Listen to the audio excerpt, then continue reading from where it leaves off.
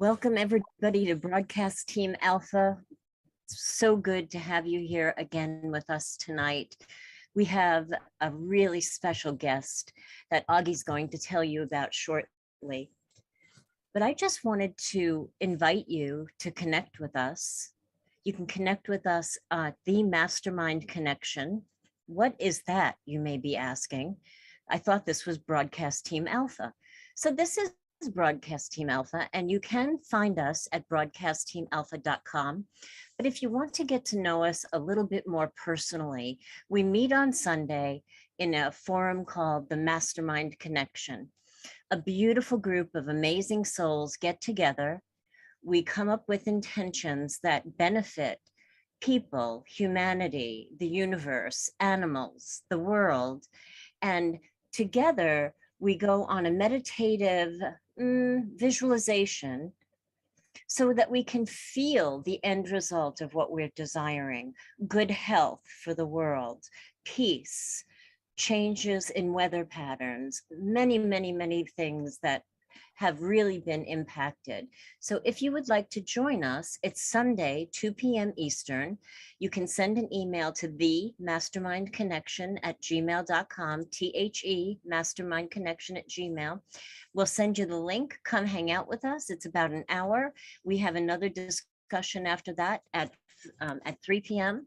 And an open forum, and it's so much fun. So if you would like to join us, please send us that email. But here we are again, taking conversation out into the quantum realm. And we're going to do it tonight with one of my favorite people on the planet. Augie, will you please tell us about our guest? Yes, I absolutely will. And by the time we're done with this show, if you like what you hear, just go ahead and click on the subscribe button. We really appreciate it, and you will too, because then when you click the bell next to it, you're going to find out when the next shows are coming out. And there are some doozies. You're going to love it. So anyway, that was all the clerical work. All right, now we have a phenomenal guest. It's Alan James. And he's kind of a colleague of sort.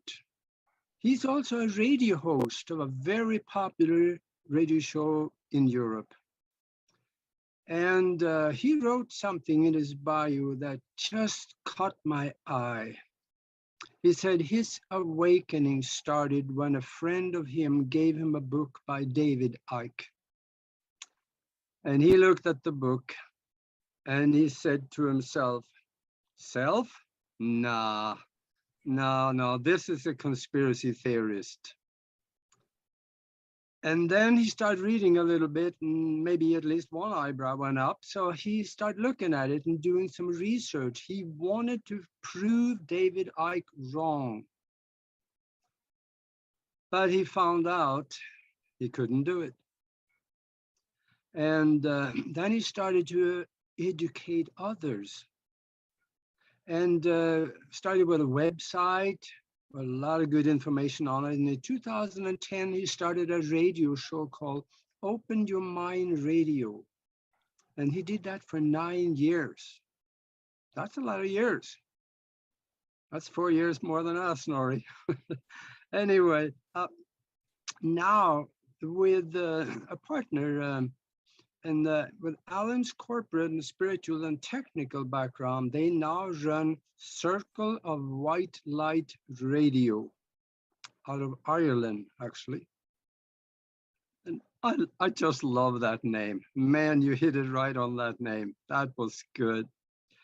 And we're going to talk about the process of rising from where we are up into the fifth dimensional vibrations, where a lot of more things are going to work for us. It's going to be better. It's going to be more harmonious. And I'd like to hear more about what that process will look like and what it will feel like. Besides, he talks about tools and solutions for us to make our life better while we are on that journey. So welcome to the show, Alan. Welcome. Thank you, Augie. Thank you for having me. Good to have you. Well, where shall we start? Where shall we oh my start? We goodness. have a lot to talk about and we've limited time. So where would you like to start? Well, the psychology of awakening is so good, and that's multifaceted. So where Yeah. should we start? We start there. Let's start there, but where do you see humanity on the trajectory of waking up? Where do you think we're starting at? Okay, well, I suppose if we touch base on what Augie said there about my awakening regarding David Icke, I took the same approach as a lot of people did when you are presented with conspiracy theorists, because David Icke, remember, in the 90s was on TV and he got attacked by everybody, the media and everybody else, because he said that he was God and he was in his turquoise suit and he was on the Terry Wogan show. So I was open-minded. I was into ufology and I was into ghosts and stuff like that. But the conspiracy theorist was definitely something that I wasn't into. And it was in a job that I was in the corporate world. And I have a background in psychology. I'm not a trained psychologist, but I actually did training in psychology. And when I was working in a college teaching computers, because my background is IT, corporate IT. And I did a lot of training regarding psychology there in the college. And obviously being in corporate, you do a lot of management training courses. So I've been involved in psychology since 1986. So that gives you an idea of my age. So I've done an awful lot of studying in this subject. So if we start off there regarding the book that I was given by David Icke, the David Icke book, Biggest Secret, by a friend of mine. And of course, what we all do a lot of the time when we're in the Matrix, I will use the movie The Matrix as a reference point, because it's a great way to, talk about the difference between being in the Matrix and being outside the Matrix. So I did what everybody else does, and I said, he's a conspiracy theorist, and I was just going to push to one side. And because I had a background in psychology, I stopped myself and I said, hang on a minute, how arrogant am I and how ignorant am I to actually turn around thinking that I knew more than him when I actually didn't. I didn't study his work, I didn't read his work, and ego is made up of arrogance and ignorance. And that's what I was doing. That was my ego was coming in. So I stopped myself and I said, right, I'm going to read this stuff. And when I get approached again by a conspiracy theorist, I'll say, well, I've done the studying and you're wrong. But I actually did the studying and I was wrong. And that's where it started from there. Now, Nori's question regarding where we're going at this moment in time, there is a belief on the spiritual side that everybody has chosen their choice as to where they're going to go, because the energies hitting the planet at the moment are phenomenal. And there's a lot of talk about massive changes coming down the line. They always say the word soon, but I've been hearing the word soon for the last 10 years.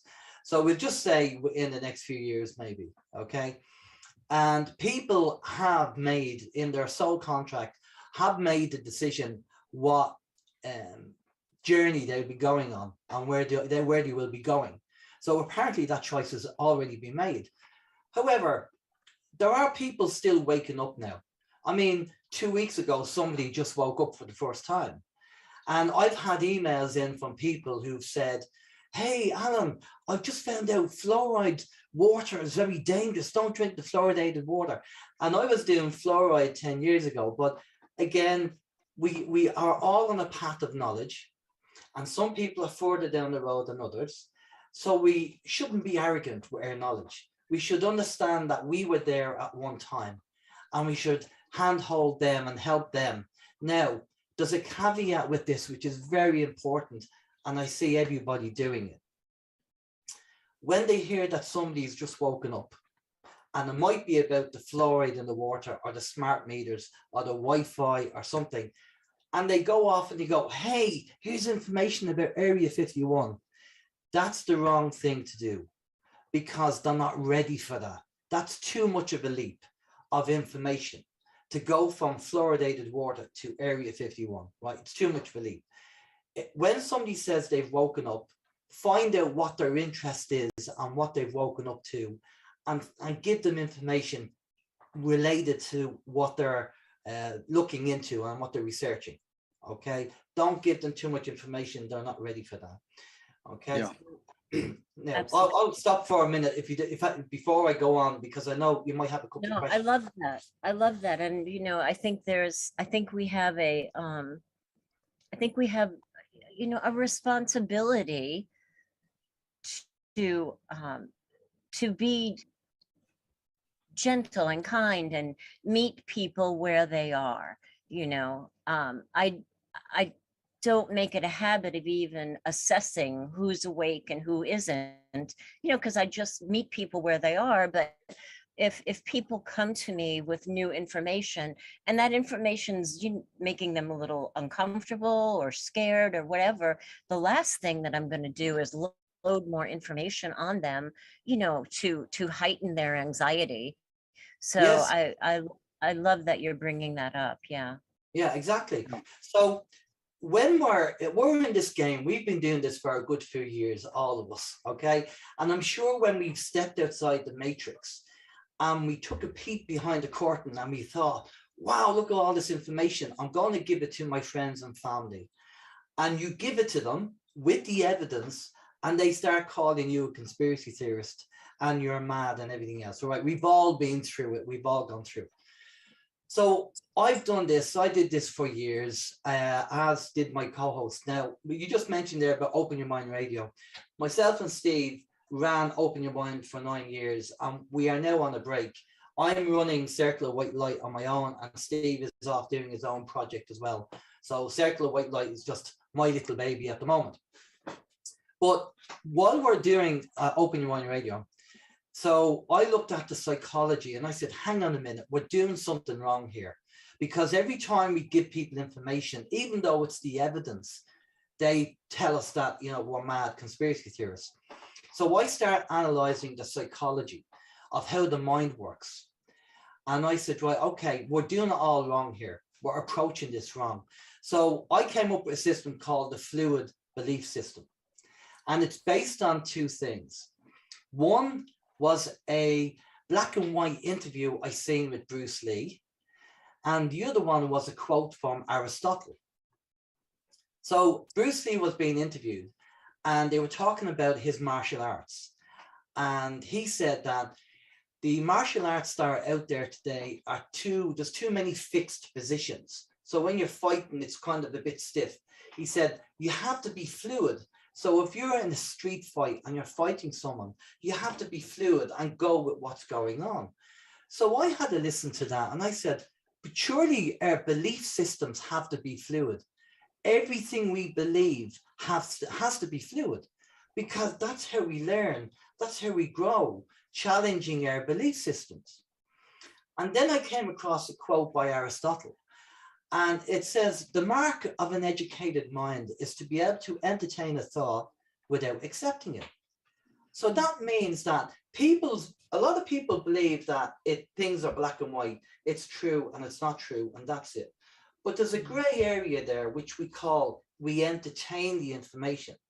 And by entertaining the information, we are opening our mind, we are challenging our belief systems, and we're putting our ego to one side. Now, I'm not saying you have to believe it, of course not, right? Because it could be an opinion, it mightn't be fact. But if somebody gives you information that challenges your belief system, what you say to them is, that's very interesting. Do you have any evidence to back that up, right? Which means you're putting your ego to one side.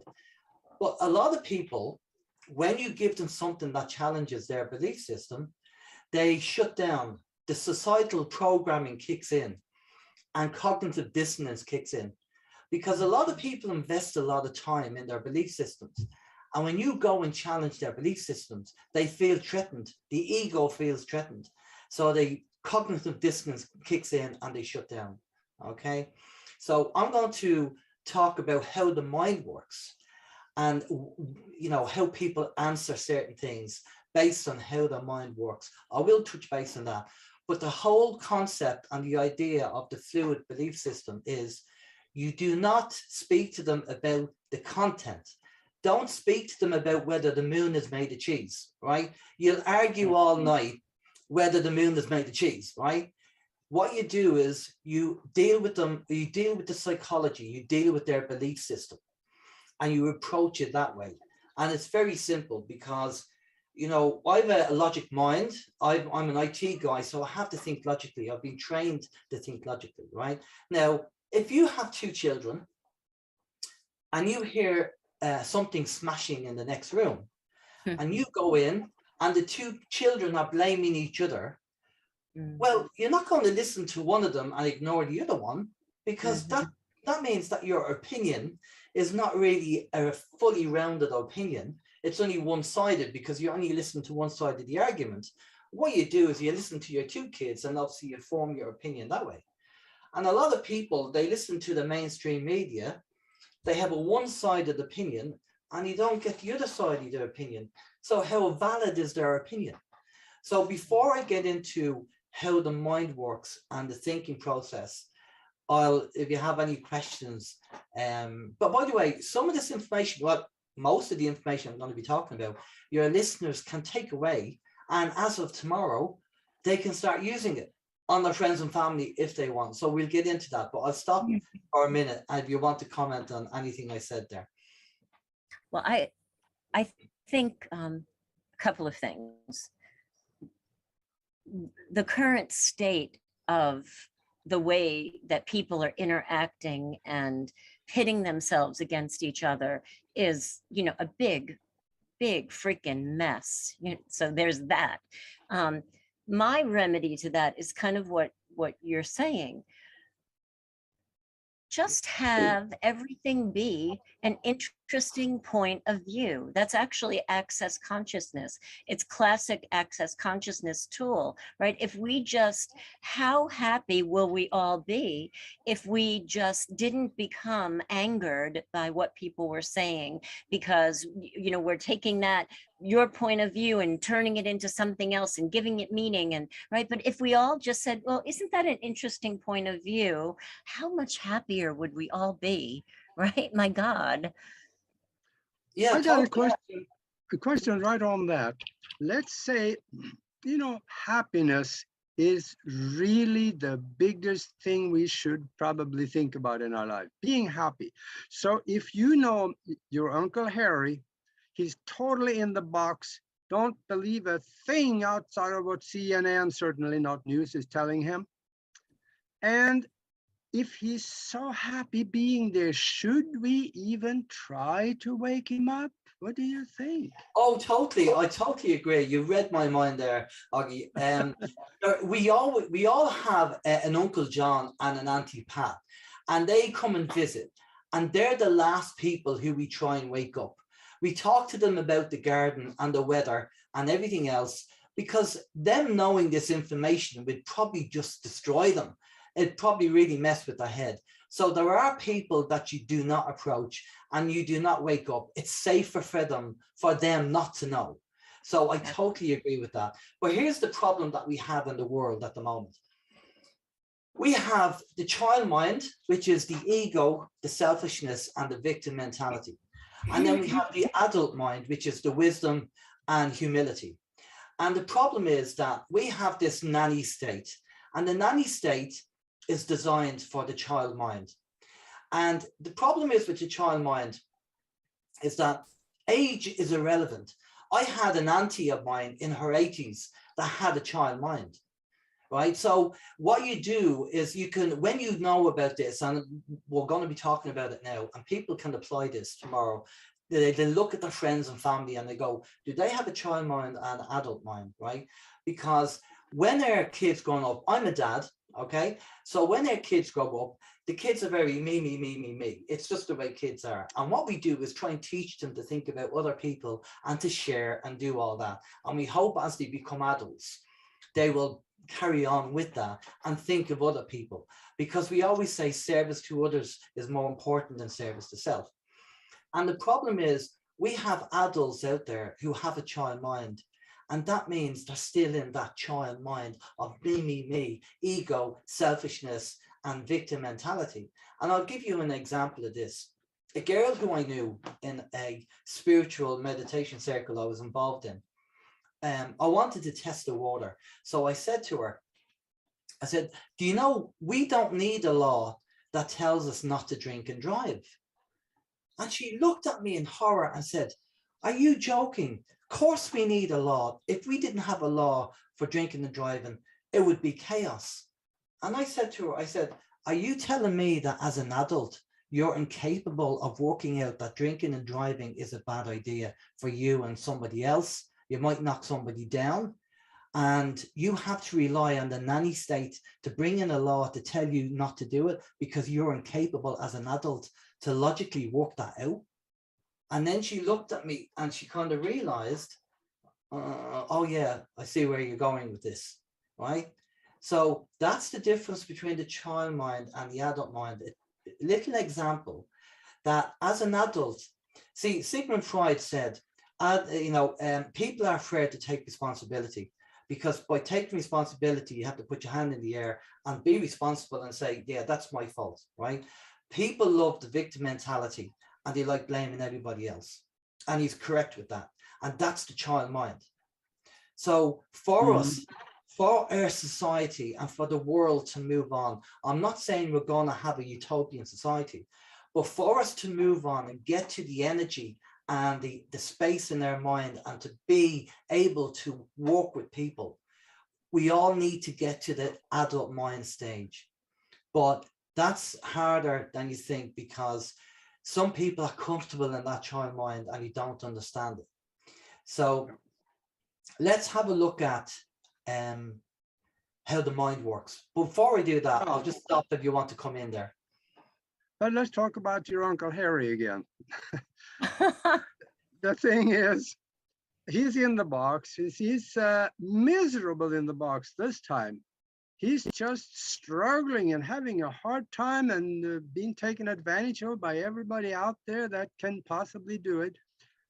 Now, this is the guy that maybe we should talk to a little bit, but he is all buried in religion. No, not that religion, the religion of governmentalism. Okay. That is a forced religion onto people. It meets all the criteria of religion. So that's where I have had inroad with people, have them question something that is so big and so comfortable for them. When they start questioning that, they can also question other things that is more elusive. Yeah, totally. Most of us, if not all of us, when we stepped outside the matrix, we had a trigger. Something happened in our life. We either lost our job or somebody in our family died or something like that. There was a medical issue. Something like that was the trigger. There's always seems to be a trigger for people to step outside the matrix and question something. So if you have a family member who is at that stage, the best way to do it is to speak to them and go, find out what they're not happy about. It could be the television license. It could be fluoride in the water. It could be something trivial. I'm not, paying tax. I don't like paying tax, right? And then find out information that will be relevant to that subject and go up to them and go, hey, guess what I found? Have a look at this. What do you think of this? And gradually, bit by bit, give them some information because we're all unhappy about something. So find out what they're unhappy about and then give them information relevant to that. Okay, that's the important thing. But here's the thing about how the mind works. And this is psychology and how the mind functions. There are people out there, and they're probably people with child minds that don't like not knowing something. So they'll never say, I don't know. They'll say, oh, that's a load of rubbish. All right. So if you want to test this on your friends and family, this is what you do. So you go to them and you say, do you believe you have to give them a big question. Do you believe there's a cabal in the world that's running the world and controlling the world? So they'll answer in two different ways, right? So the person who doesn't like to not know anything will probably tell you that, oh, it's a load of BS, which means they lack confidence in their intellect. So they're covering up for it. The person who has confidence in their intellect will probably say to you, I don't know enough about that, so I can't comment, which shows confidence in their intellect. So straight away, based on what they answer will tell you exactly what way the mind works.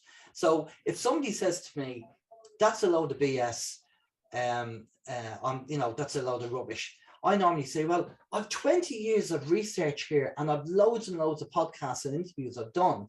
But if you have information that is better than mine, will you give it to me? Because I'm very interested to find out if I'm wrong and you're right. 10 times out of 10, they never have anything. Yeah. All right? Because they got nothing. Remember, some people actually think an opinion is fact. Their opinion is fact. No, an opinion is only an opinion. An opinion only becomes a fact when you present the evidence, you know? Mm-hmm. And remember also a little thing I always say, knowledge gives you choice, ignorance doesn't. So when we had all this COVID, what did they do with psychology with the COVID, right? What they did was this. We have a group in Ireland called NEFID, and in the UK, they have a group called SAGE. So they said, what can we do psychologically to manipulate the people to take this jab? So what happens is they know that when people are in fear, the prefrontal cortex closes down, so the critical thinking closes down. So they go into fight or flight mode, okay? And then they don't know, they can't think. So what do we do? What do we do? So the media pumped out the fear 24/7, which people fell for.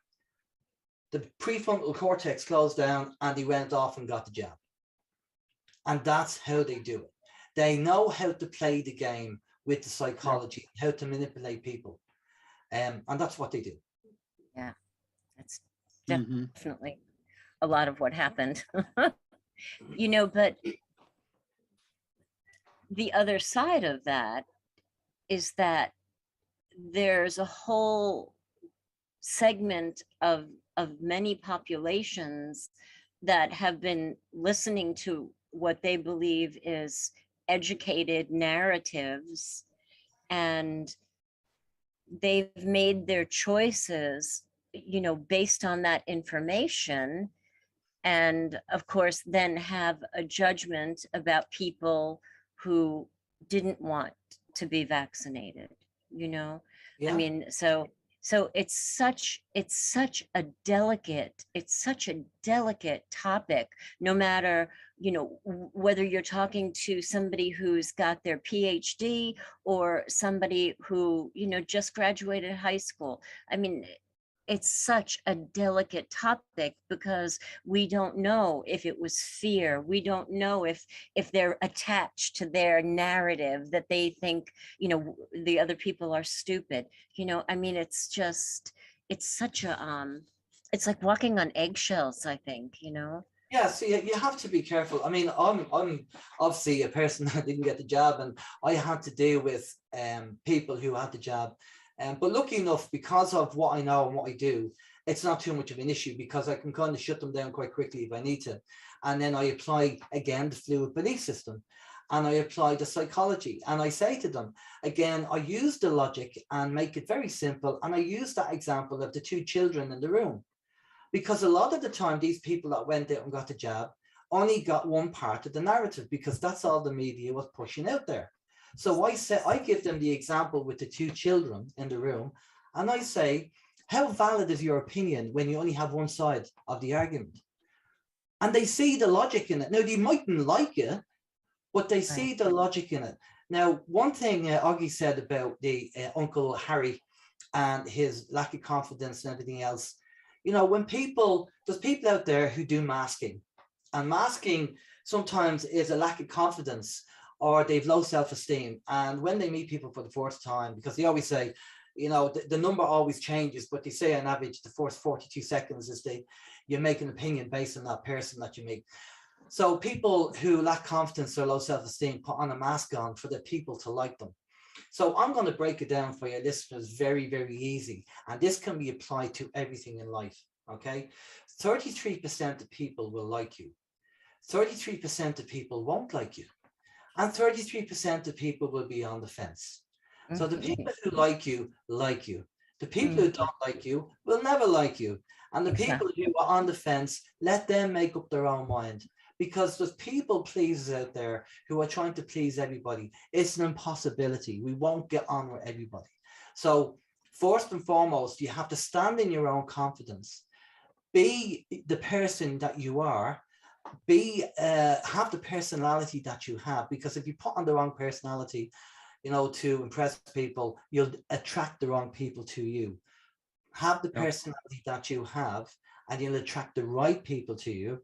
And accept the fact that you won't get on with everybody, and accept the fact that some people don't like you. I'm sure people don't like my radio show. I'm sure there's 33% of people who like my show, and 33 who don't like my show, and 33 are on the fence. So it applies to everything, you know, with business and everything. So in that way, you find your own confidence, because Circle of White Light was the name of my spiritual circle. I ran a spiritual circle, a psychic development circle, for a few years. And Circle of White Light was the name of my circle. And one of the things I did was not only spiritual development, but personal development, to give people the confidence to say, I'm a spiritual person, so what? What's your problem? Because a lot of people, you're in Ireland now, the Catholic Ireland, the religious Ireland, you know, to say you're spiritual, oh, he's a, you know, he or she is a bit woo-woo. So I gave them the confidence to stand, you know, on their own 2 feet and say, yeah, I'm spiritual. So what if you don't like it? Tough.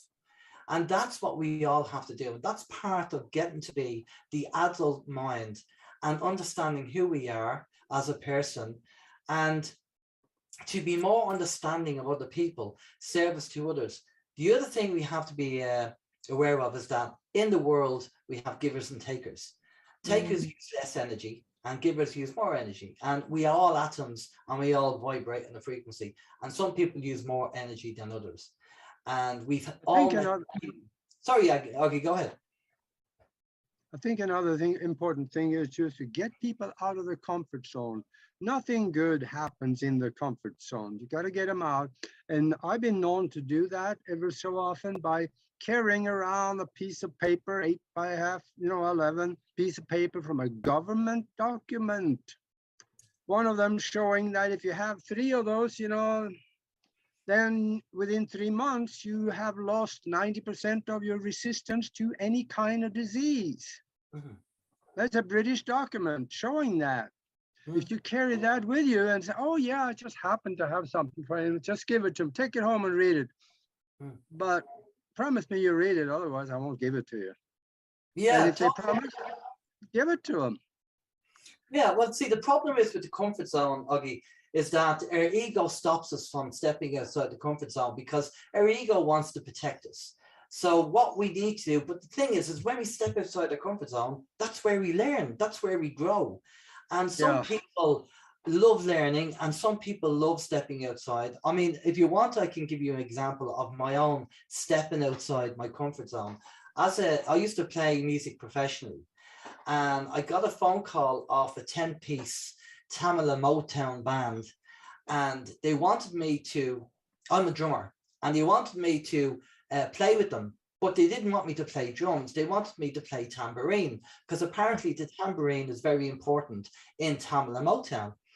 So we all had to dress up in our Tamala Motown stuff, and I went to the gig and I said, oh, well, just stand in the back and use the tambourine. And the singer said, no, we want you out front, and we want you to dance out front with the tambourine. And I'm going, oh my God, I can't do this. I'm a drummer, I can't do this. So anyway, I had to suck it up, and I said, I have to do it. It's outside my comfort zone. So it'll either work and they'll be happy, or else they'll just, halftime comes and they'll sack me and then I'll be gone. So obviously I started off a bit stiff because it's new to me, but I got into it. And then halftime come, and the singer came up, the manager came up, and he said, listen, we're doing a big gig in the Gaiety. The Gaiety is a big entertainment place in Dublin. And we're doing a big gig in the Gaiety. Can you do tomorrow night as well? And I said, obviously, whatever I did worked, which is fantastic. Wow. But so we have to step outside our comfort zone. And I know it's uncomfortable for people to do that, because we like to be comfortable and the ego likes to protect us. But that's where we start learning. I I don't know. I don't know how well, I do know how I feel about that piece of paper, Augie. I mean, what would inspire you to give that to somebody? Would you give that to somebody that you had a discussion with? No, Because no, they have to be. what happened? Is it somebody that annoyed you? Is that who you would give No. it to? Or No. If I see that the people, they are a little bit out of the box, they're open. If they're totally closed, they have no use for that one. right, right, because it could scare people. I mean, people who didn't know that could happen to them. That could, I mean, just shut a human being down if they don't know. Maybe ignorance is bliss. You know? Yeah. You think? Sometimes it is, until you get to the end of the ignorance when they comes and slaps you. Then it's bliss all the way up to that point. Well, that's why I said earlier on, you know, knowledge gives you choice, ignorance doesn't. So if they have the knowledge, then they can choose what to do with it. So if they have not been jabbed, and then Augie gives them the information and they read it, now they have the knowledge and they have the choice. But if they didn't have that piece of paper, then they're going to be ignorant going into getting the jab. Right. But if they've gotten it, thinking that they're doing a morally exceptional thing for the world, and then they don't realize that they have the potential of really being harmed, then getting that information, I mean, that could be devastating, you know? Yeah. Let me say one thing on that, though. I don't give it to anybody, but I give them the problem is in the paper. But I also give them my phone number. So if you want to look at the solutions, call me. Yeah. And there are solutions. Yeah. And that's the best way to do it. If you're going to give them the problem, make sure you give them the solution. And this is another thing that's very important. And this can be applied to, again, everybody can do this. You know, I said about energy, right? And we're all energy, and there's givers and takers. And even thinking takes energy. And there's people out there who don't want to take the energy to think. So in my early days in IT, I remember going to my boss and I told him that we had a technical problem. And he said, Alan, he said, I'm not an IT guy, but if you give me 3 solutions, I'll pick one of them. So I learned from that. So now I would say to people, and I have said to my staff when I was in the corporate world, if you're going to come to me with a problem, make sure you have 3 solutions as well. And you know what? People never really came to me because they actually worked out the solution themselves and then sorted it out. Hey. That's good. Yeah, that's good. Yeah. Let's talk a little more about solutions. What can we do to make our lives better while we're going through this raising of vibration globally to a point where we may find ourselves in a different reality?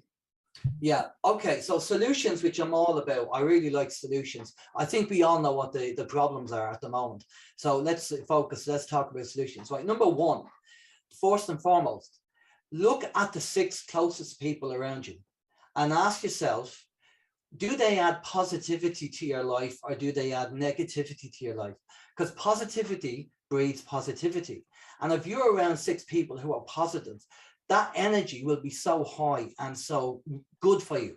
Where if you have 6 people around you and one of them is negative, then I suggest you kind of keep them at a distance. And I know it's very hard with family, but keep them at a distance or limit the connection you have with them. And I know that sounds bad, but that negative energy, we all know about energy vampires. You could sit down with somebody and within 20 minutes, they could be draining your energy, okay? So this is self-preservation for yourself and your energy. So first and foremost, that's what I would do. I would look at the 6 people around you and then try and get people who are positive on the same wavelength, who are interested in what you want to do. The same thing goes to relationships. I have a big interest in psychology and relationships and the flow of energy in relationships and how they work. And that's also interesting to be with people. Again, the giver and taker in relationships. It's very hard to get 50-50. Well, if you got about 60-40, that's pretty good. But I've come across relationships where they're 90-10. And I'm thinking, why are you still together? Because when you get somebody, a giver who is with a taker, and every time you ask the taker to do something and they start complaining, the giver says, oh, I'll just do it myself then. And then because we go into relationships, you get something over. That's what it's all about. But if you get to the stage that you're a giver and you're doing everything and the taker is doing nothing, then the relationship is no good for you. Then it's time to part. Now, normally what happens is after a few weeks after you split up, the taker might contact you and go, oh, I miss you. I want to come back, because now the taker has to do all the things that the giver was doing. But what happens is they might get back together and the taker would have to subconsciously make the change and make the effort to do things to get the relationship back in course. But I guarantee you, within 2 weeks of the taker doing that, she'll go back to their old ways, because a lot of people don't like using energy.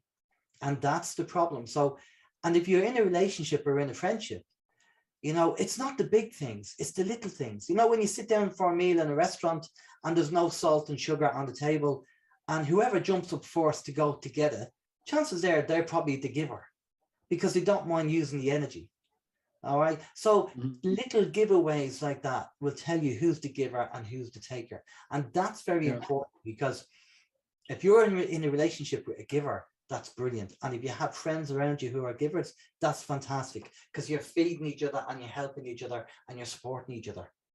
So what you're saying is, even while everything, all of that is going on, right, that really and truly the only thing we really do have control over is ourselves in our life, right? So what I hear you saying is that surround yourself with people who are positive and people who love you and people you love, and right, and just, you know, to me it's like, let me put myself in a little insular bubble, you know, while the rest of the world sorts out what the heck is going on.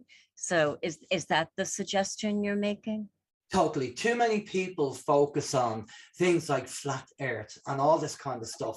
Look, you know, I don't care whether the earth is flat, square, rectangle, right, round, it doesn't matter. I can't do anything about it.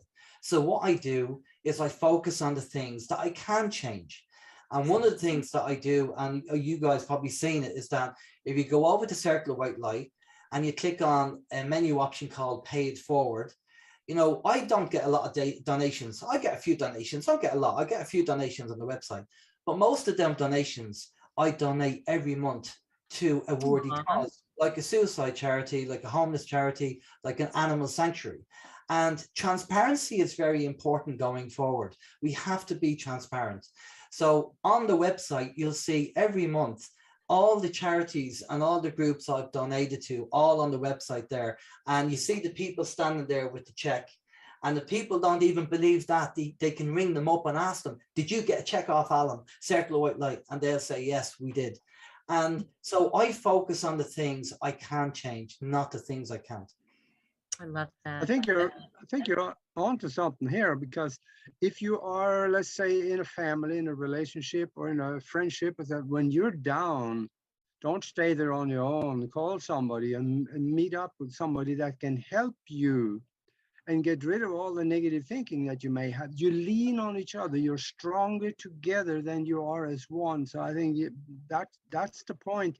And on top of that, I think that the more people get together, just like we're doing on Sundays with the mastermind group, that is phenomenally good for the people there, because during the week, a lot of stuff happened, but Sundays, it brings us up.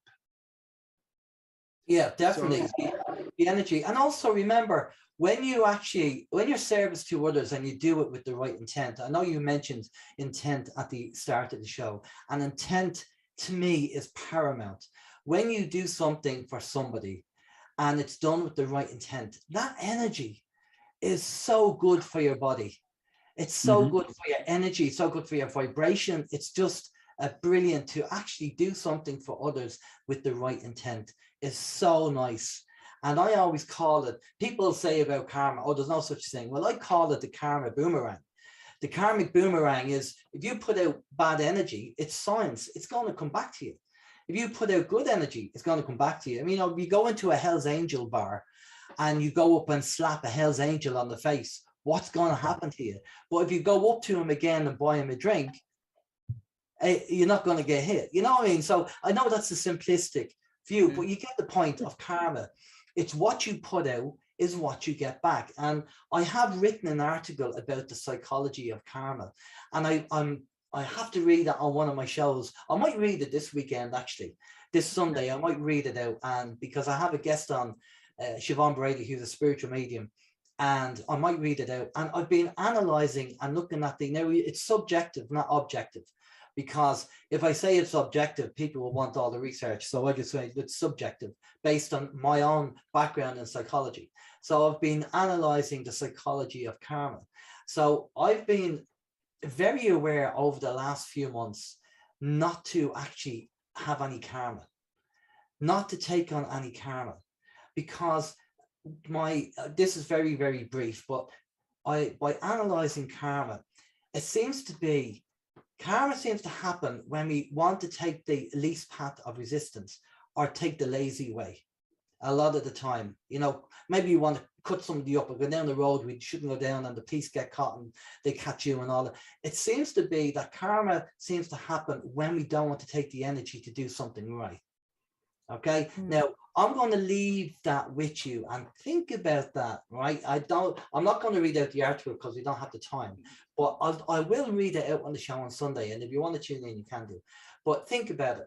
So I was analyzing this and I look back at the things that brought bad karma back to me. And everything that I did was always something that I did where I didn't take the energy to do properly. And I went, okay, that's interesting.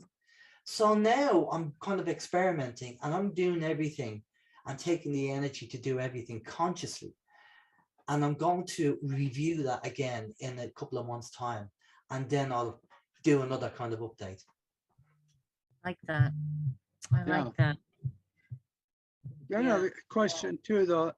Oh, go ahead, Nori. No. I just said I like that. Okay.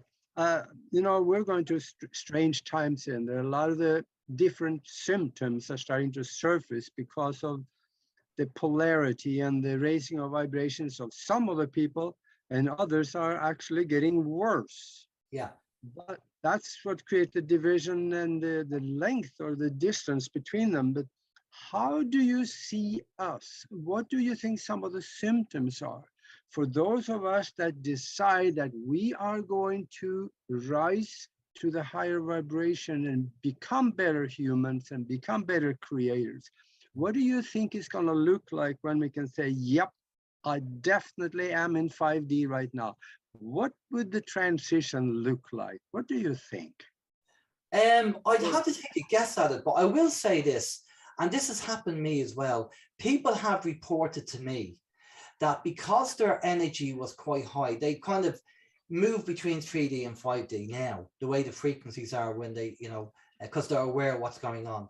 And people have said to me that they've actually not been seen, where a car would actually probably nearly crash into them because they don't see them.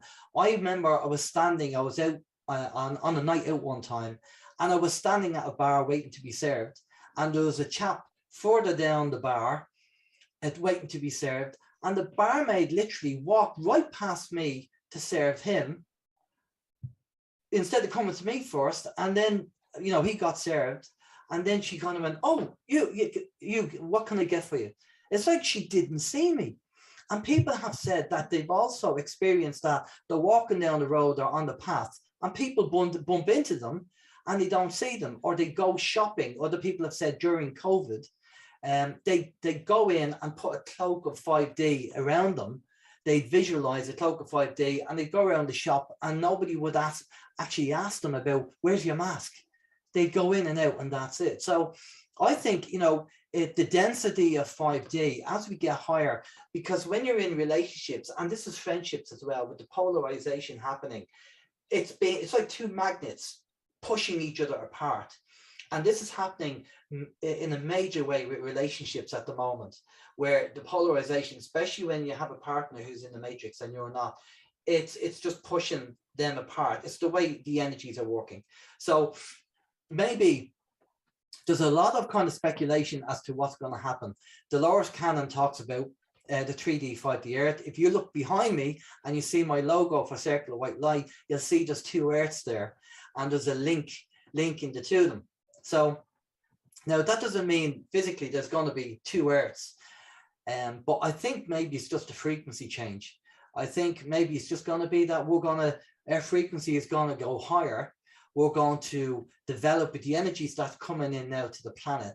I reckon by what a lot of people are talking about, our energies and frequencies will be upgraded. And maybe we will, the 3D people will disappear, or maybe we'll disappear with them.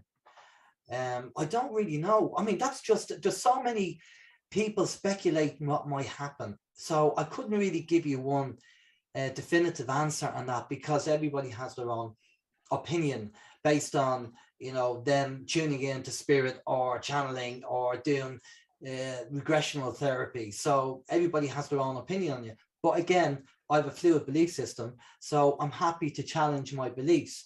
And if what I know today changes tomorrow and contradicts what I know today, guess what? I just change my belief system. So we need to challenge, because our belief systems, people tend to have there seems to be two parts of belief systems. There's the part of the belief system where they're happy to change because it doesn't affect their life much, and then there's the really solid belief system where I've been in education for 10 years and I'm not going to change. I've been into religion for 10 years and I'm not going to change. Whatever that solid, stuck in stone belief system is, we have to challenge everything we believe. And I know that's hard to do for a lot of people who have certain commitments to certain belief systems, but we have to challenge it, because that's the only way we're going to grow and be open-minded about things. My what would it be? My motto,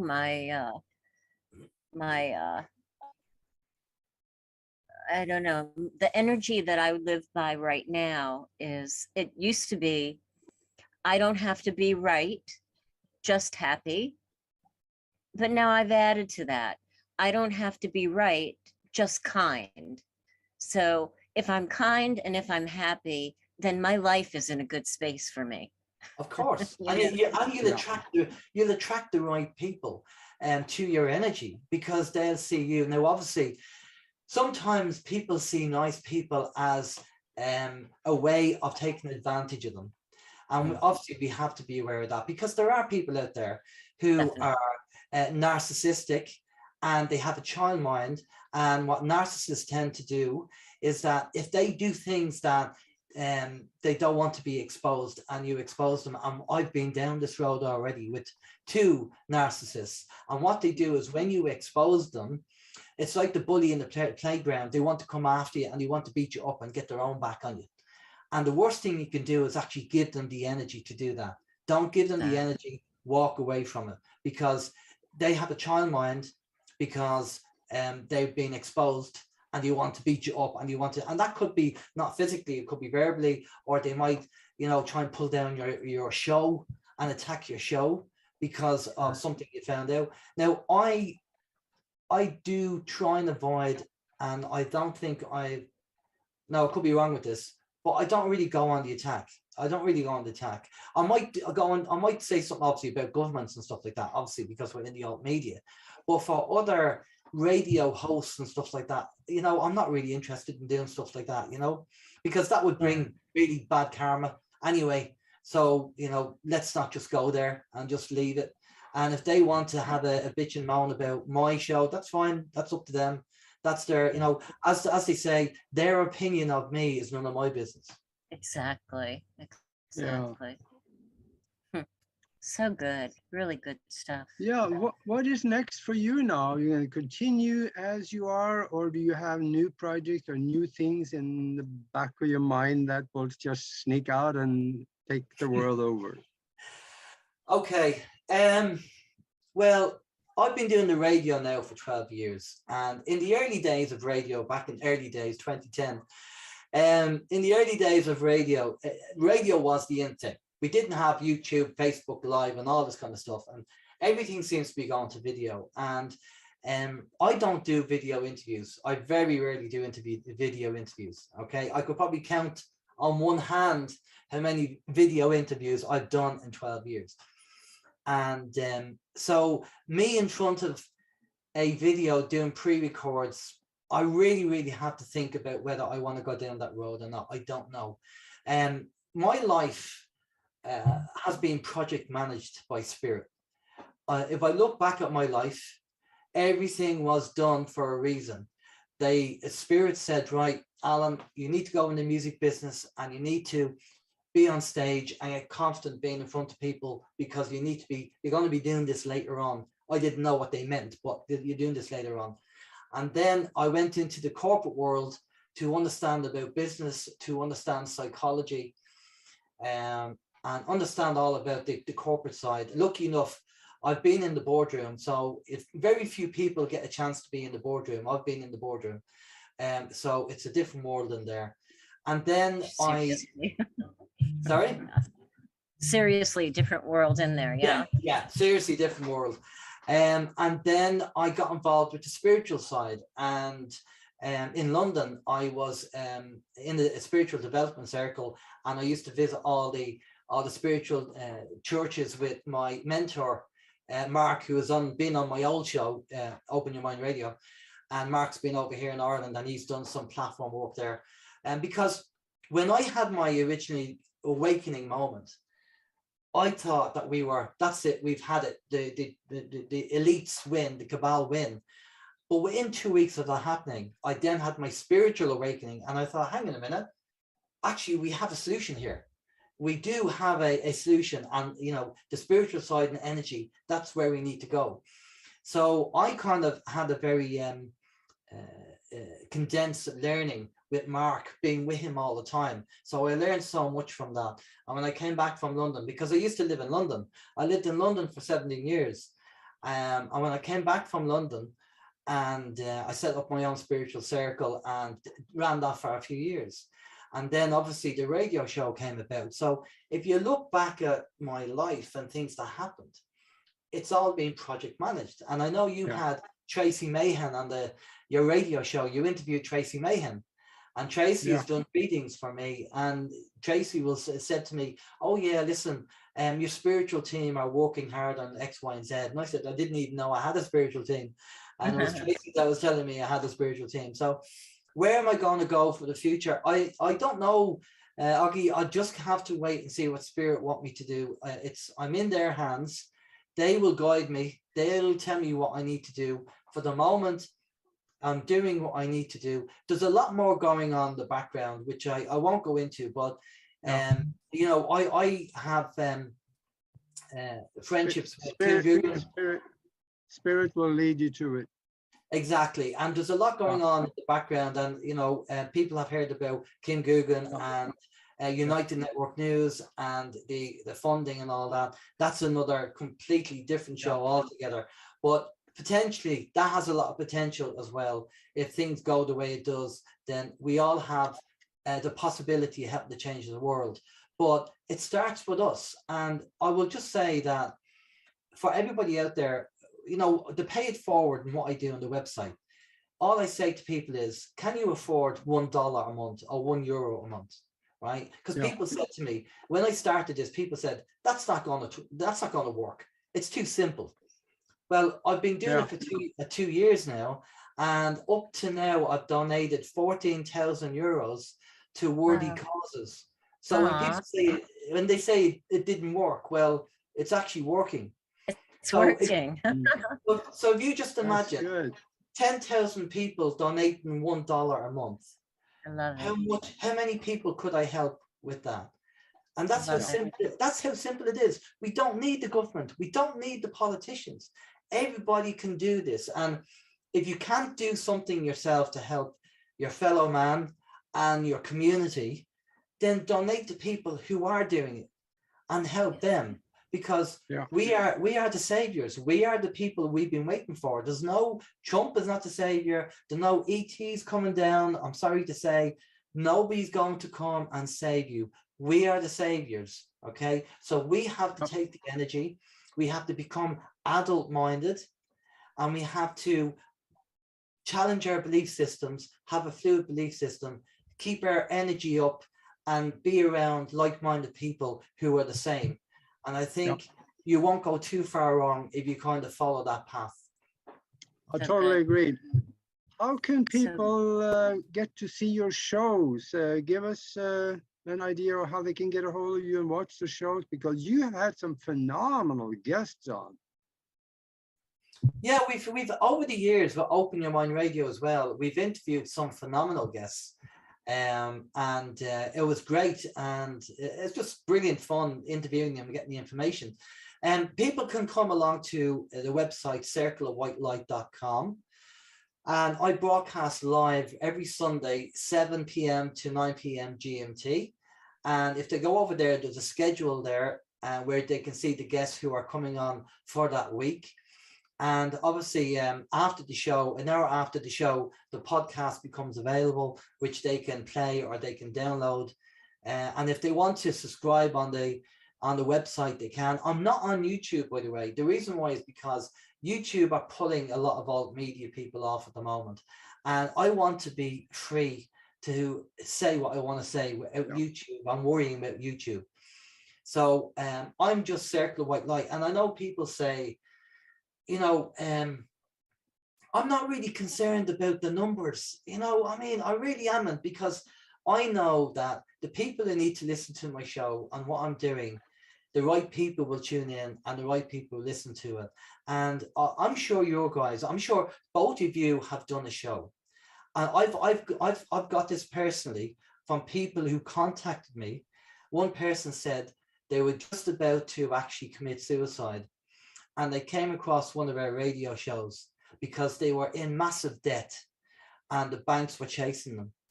And they heard one of our shows all about fighting the system on the legal side. And that changed their world around.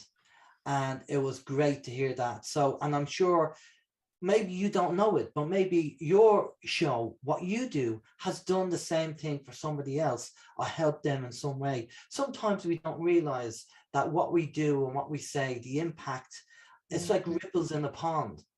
And I don't want to pat on the back for that. I don't need my ego massaged. I've done the ego thing. I've been in the music business. I know what it's all about. It's just nice when somebody comes and tells you your show has made a difference to my life. It does make, it gives me a boost, and that energy is so good to think that I've done something in a non-selfish way to help somebody else with the right intent. That's good. Absolutely. All right. I can't believe we're down to the end. I know. I can't believe it went so quickly. Thank you, Alan, for being with us. And I hope you'll come back and see us again. Of course. Thank you, Nori. Thank you, Augie. Thanks for having me on your show. I appreciate it. Goodness. Augie, do you want to ask your famous question? Oh, yes. Yes, I would love to. I ask this ever so often and hardly ever get the same answer. So I'm looking forward to hear yours. That is, if you can speak to the whole world and the world was listening, what would you tell them? Love is the answer. It doesn't matter what the question is. Be nice to each other. It doesn't cost anything. Mm-hmm. Beautiful. That's good. I don't think we had that answer before, have we, Nori? That's good. Not exactly that way. I love it. I love it. Well, thank you so much. Thanks, Augie. Thanks everybody for being with us. We'll see you next Tuesday with another amazing guest. Thank you again, Alan. So much love to you. Thank you, folks. Appreciate it. Thank you very much. Take care, everybody.